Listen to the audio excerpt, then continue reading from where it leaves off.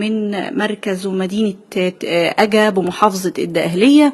واقعة غريبة من نوعها. دايما بنشوف إن الست أو المرأة عموما هي اللي بتشتكي من الزوج وهي اللي بتطلب حقوقها من الزوج، لكن اللايف بتاعنا النهاردة والبث المباشر بتاعنا النهاردة يعني المشكلة عكس، يعني إن الزوج اللي طالع النهاردة بيقول أنا عايز زوجتي ترجع البيت وتعيش معايا في استقرار زي ما كنا الأول، لأن أهلها مانعين ان انا اخدها وان هي ترجع لي البيت، بالرغم من ان الزوجه عايزه تستقر وتعيش، ويعتبر هما الاثنين لسه عرسان جداد، وهي زوجته حاليا حامل في بنته الوحيده ولسه هتولد قريب.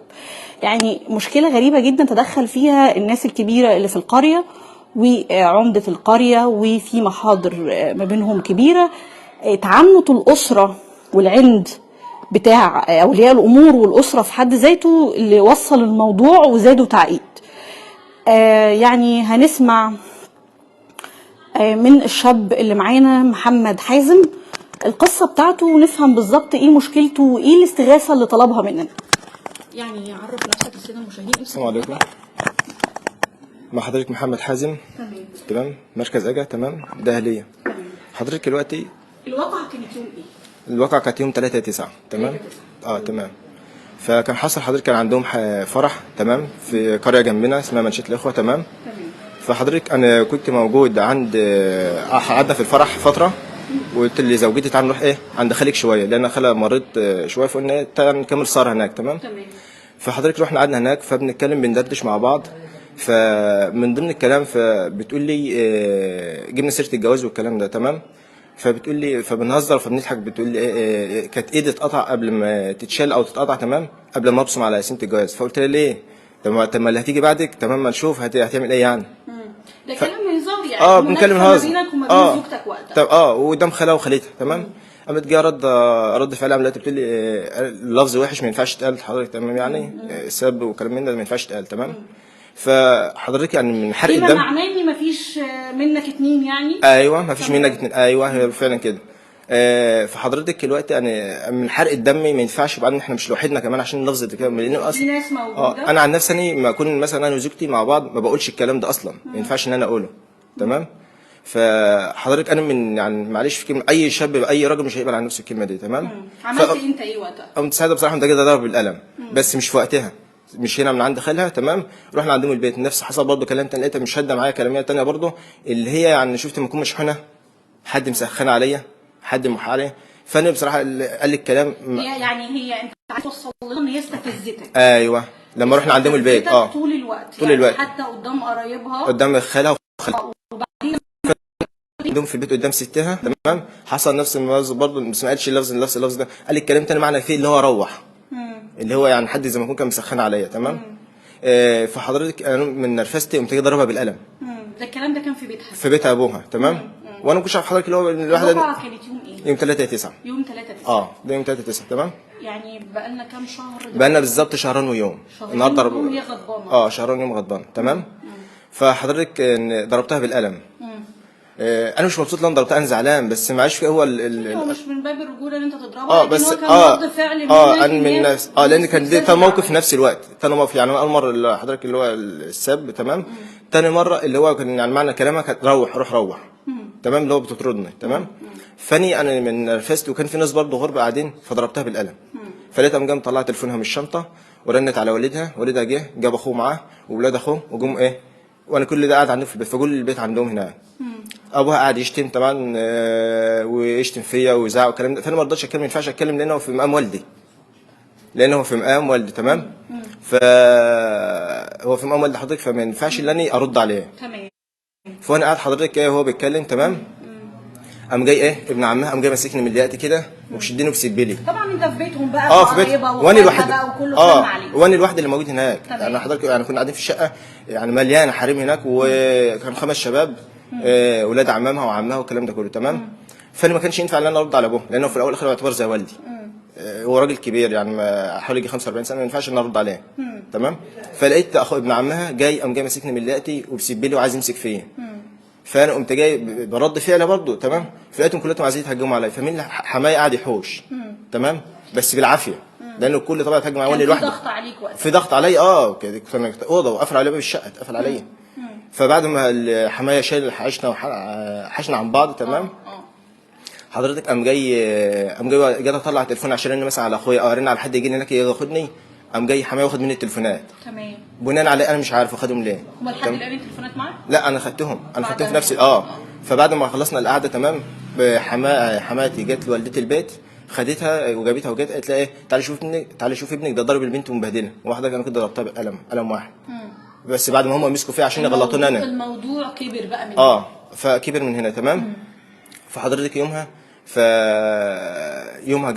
جه حمايه قالت خد مراتك، لقيت مراته اللي هي حماتي لما جرت قالت لا يا طلاق يا طلاقها النهارده، لو مشت معاها انا هتطلق النهارده. ده حماتي يعني حطت العقله في المنشار زي ما فوالدتي قام جايه رد عليها قالت لها ايه يا ستي احنا ما نقدرش لك الطلاق، لا طلق بنتك وخليها جنبك، احنا ما نقدرش لك الطلاق. ده اللي حصل تمام. فالمهم ايه قلت لوالدتي يلا ماما نمشي تمام. فجينا مشينا تمام.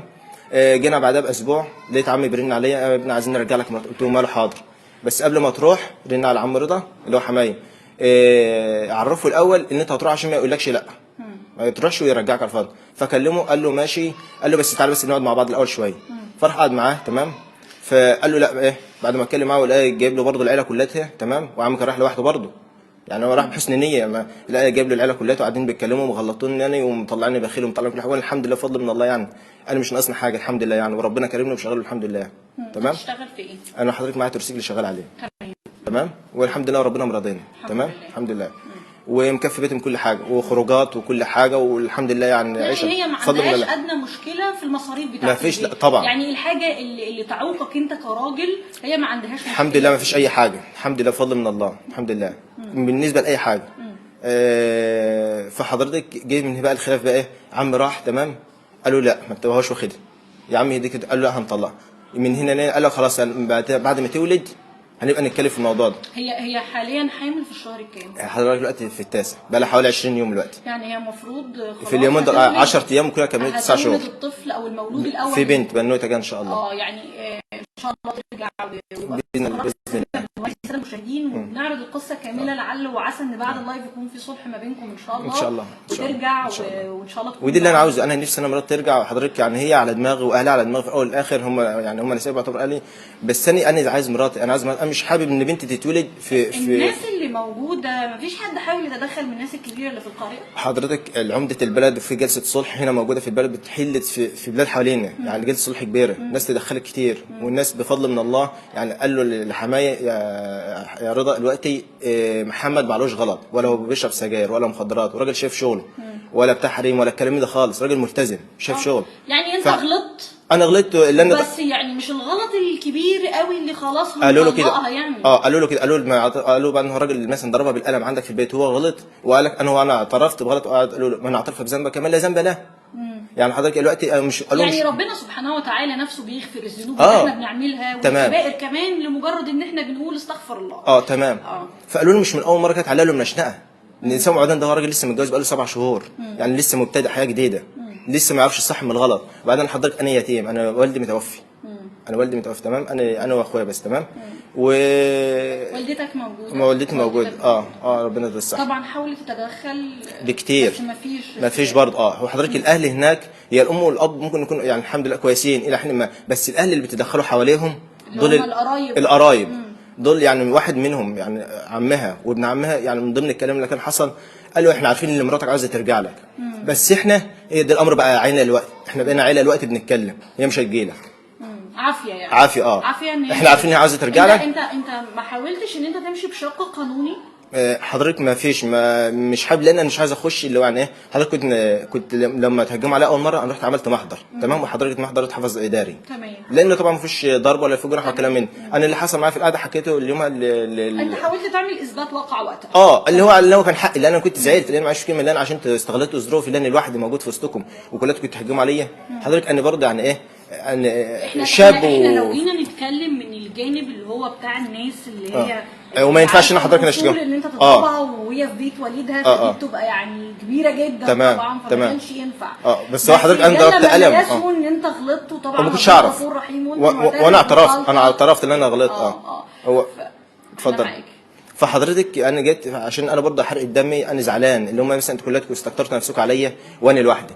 فانا رحت ثبت محضر باللي انا عملت كذا عشان اخد حقي، عشان ما امسكش في حد ولا حد يمسك فيا ولا كلام مني، لان انا مش حابب كده. فانا قلت عشان يعني بمرض الله انا رحت عملت محضر باللي حصل معايا بالحرف، ولا زودت حاجه ولا نقصت حاجه بصراحه. تمام. هي حاولت ترفع عليك محاضر او حاجه؟ عملوا فيها محضرين، يعني في مره كان برضو عملنا محضرين قصاد بعض. تمام.